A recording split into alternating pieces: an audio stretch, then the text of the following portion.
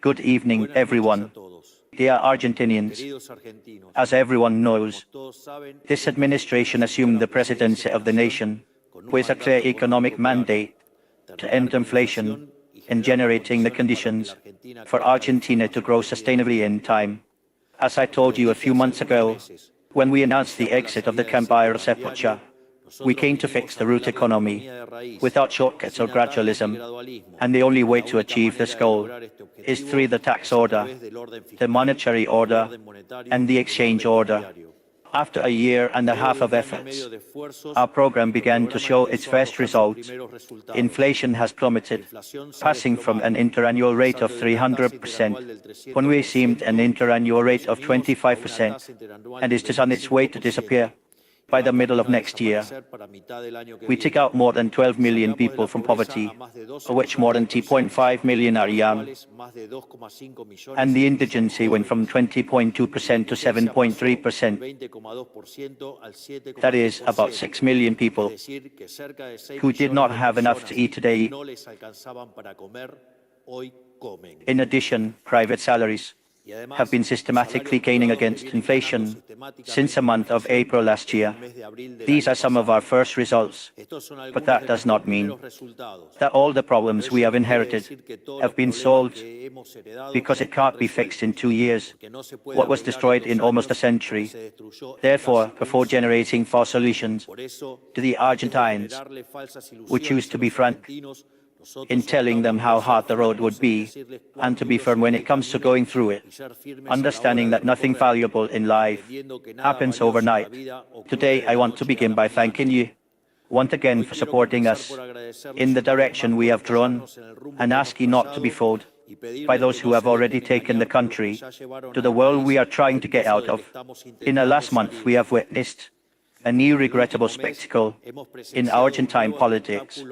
The Congress of the nation promoted a set of laws aimed at destroying the tax surplus that has cost us so much effort, and that is the cornerstone for economic recovery to be sustainable over time and for genuine growth.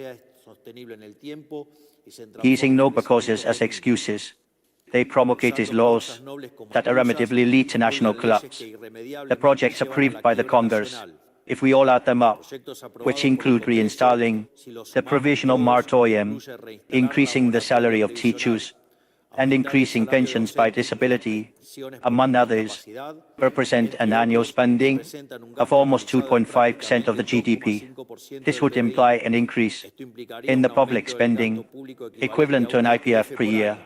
Or, in other words, it would imply an additional debt of more than $300 billion, or an increase in the national state debt of 70%. It seems a noble claim, but when there is no money, it is more than a demagogic deception of part of politics that takes citizens as idiots. But unfortunately, this is not about the pensioners, the teachers, or the disabled having better incomes. This is about power. This is about a political class that was paid 2 years ago and is going to do anything in order to recover it, regardless of whether it implies destroying the stability of the country. Ever be easy to accompany any initiative at the Congress, increase spending, and misunderstand the future consequences, as the previous presidents did.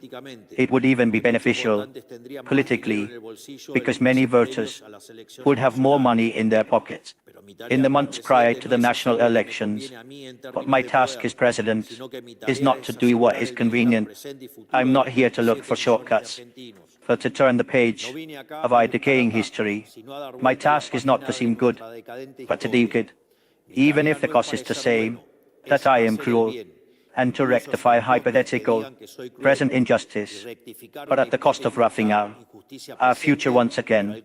But first, it is important to explain why increasing public spending is so important when a state spends more than it collects and cannot be indebted or raise taxes. It uses monetary emissions to finance its expenses. This is nothing more than adding money invented from the mass of money that exists in the economy. which produces inflation. Inflation is always and everywhere monetary phenomenon caused by an excess of money supply, either by an increase in supply or by a decrease in demand, which leads to the loss of the purchasing power of money. That is an increase in the price level. In other words, if inflation was not directly linked to the amount of money in an economy, we could happily print tickets for everyone and abolish poverty by law. The harsh reality is that emitting money does not create wealth, but destroys it, because it takes value from the money that was already circulating, the money that was stolen by one of the Argentinians. Why? Because the amount of goods and services that money can buy is still the same, which means that there is more money for every good and service available. We call this inflation death. Those who have lived throughout hyperinflation know well that having more tickets does not mean being able to buy more things. In this way, the purchasing power is stolen from the most vulnerable sectors that cannot defend themselves from this upheaval. What makes this phenomenon so difficult to identify and so attractive for politicians is that it operates with a 18 to 24-month delay, dissociating the causes of its effect. In line with this, we set the amount of money a year ago, which will make inflation disappear completely by next year. What also makes inflation so tempting is that, by not being equally distributed to right society, it generates inequalities in favor of politics. That is, since a central bank does not deposit the money emitted to each of the Argentinians directly in their pockets, and therefore the pesos are not appreciated equally, and those who emit the money can spend it before prices are affected by the inflationary phenomenon. That is, whoever distributes, as always with politics, gets the best part. This is known as the Cantillon effect. At the same time, those who need to deny that inflation is a monetary phenomenon usually excuse themselves by saying that the value of the dollar is what determines the prices of the economy, and that the rise of the dollar will cause an increase in all prices forever. But this is false. When the monetary base is fixed, if for some reason a change in the composition of the demand in favor of a good A instead of good B, the price of A will rise, and therefore the expense and the good A will also rise, so that inevitably the expense and the good B will fall, and therefore also its price. Therefore, what raises the price of A is compensated with the fall of the price of B, so that the general level of prices does not change, but what happens is a change of relative prices. Therefore, the only way is that the central bank, to avoid the fall of the price B, emits money by raising the price of more than proportionally and giving rise to inflation. This means that, without monetary validation, or put in another way, with the monetary base fixed, the level of prices does not vary. That is why, when we finish cleaning the waste of the last monetary emission, the fluctuations of the dollar or the carrots have to impact on the general level of prices, and therefore the inflation rate. We must say it again and again. The only causal relationship that exists is from the amount of money to the level of prices. There is no causal relationship between the type of change and the level of prices. The amount of money is the one that will determine the prices, and if we leave it constant, the inflation will only be a bad memory of the past, the day the Congress and the nation imposing expenses without explaining their source of funding and without worrying about whatever ratio that source does or does not print money. By doing so, they are not proposing anything else or more taxes that destroy economic growth, or more debt causing a genocide against young people or children. Future generations are more inflation that especially hits the most vulnerable sectors that they claim to defend. Of course, in high inflation regimes, the salaries of deputies and senators increase at the rate of inflation and do not lose purchasing power, so they do not suffer the consequences of their own irresponsibility. That is why, for them, it is politically profitable to support the vulnerable because they do not recognize or suffer the direct consequences of the policies they promote, whether it is to generate inflation and destroy the purchasing power of the people. This practice defines the caste in its entirety, and it is something that politicians of all kinds have done throughout history. As Sun Tzu said more than 2 millennia ago, the coward governor is able to set his own country on fire, and that is exactly what the Congress is trying to do with its constant ties to the fiscal balance. Not in vain, we're the first government in 123 years that has deficit zero after the payment of interests. It is paradoxical that the figure of the parliament was originally conceived with the purpose of protecting the heritage of its representatives from the claws of the executive power. That is why, during the American Revolution, it was popular, the phrase of, "There is no debt without representation." In a healthy republic, the executive proposes taxes to be charged, and the parliament, representing the people, decides whether to accept them or not. In order to defend the interests of its representatives, the madness is that here, it is the parliament itself that intends to increase spending, which implies high taxes against the income of its representatives. The real world upside down. How far are we today from that ideal that we take as normal, that the Congress imposes to us, the great unlawful tax which is inflation? That is why, in the face of the continuous attempts of the Congress of the nation to attack the economic program of this government and the prosperity of Argentinians, I want to announce that in the next days, we will be taking 2 measures to curb the deficit zero and the monetary policy of this government.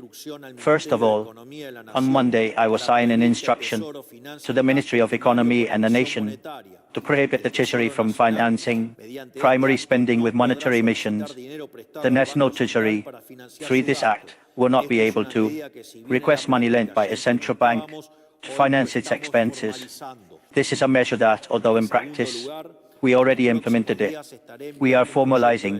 Secondly, in the next days I will be sending a bill to the Congress to penalize the approval of national budgets incurred in tax deficit.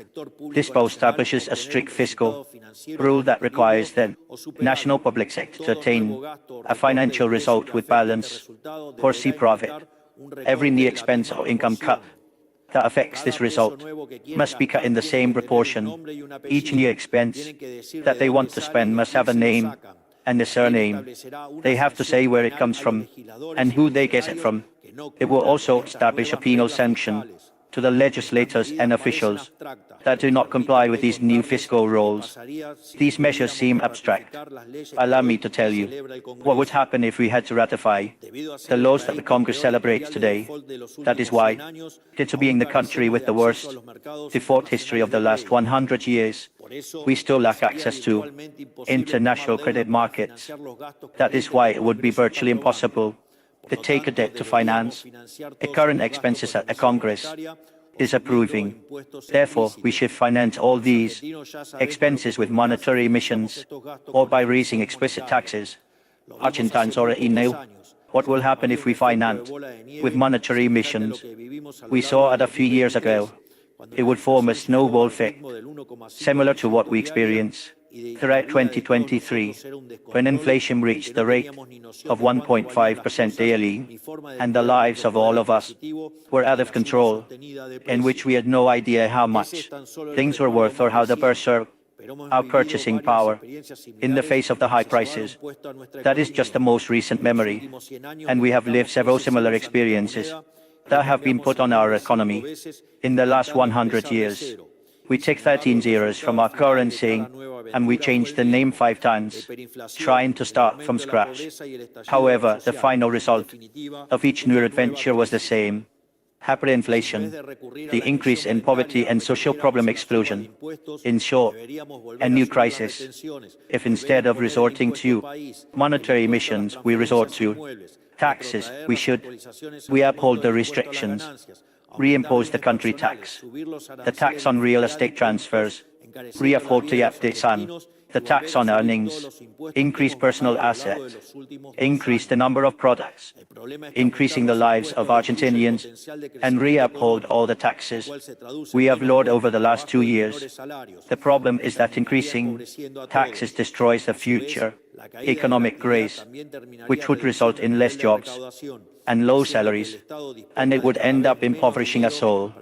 At the same time, the drop in activity would also end up reducing the level of collection, making the states have less and less money to deal with its obligations, such as pensions for disability.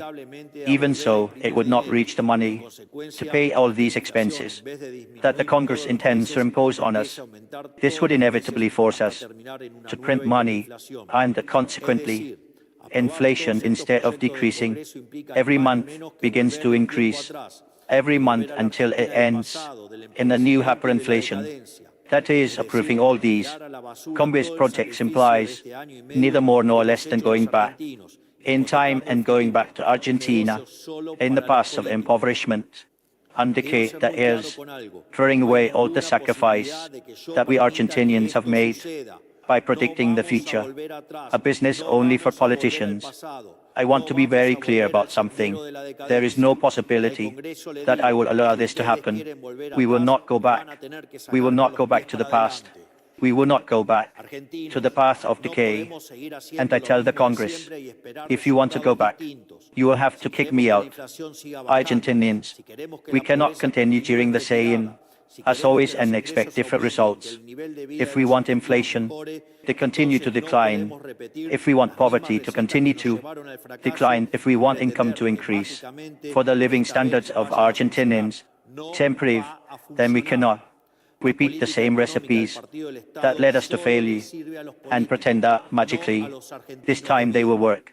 It will not work. The economic policy of the state party only serves the politicians, not the good Argentinians. It is time to take charge of the truth. The only way for Argentinian income to improve sustainably over time was genuine economic growth, and the only way to grow is with tax and monetary order, with genuine growth. Everyone's income will improve. Private, public sector workers, retirees and social institutions. But there are no shortcuts in the economy. There is no easy way out. As in all the orders of life, the medical recipes lead to failure. If increasing public spending were a solution, we would be the most prosperous country, but not only in the world, but in the entire galaxy. For all this, know that there are only two possible paths. One is the one we offer, a different path that Argentina has never mentioned in its history. It is the path of genuine economic growth.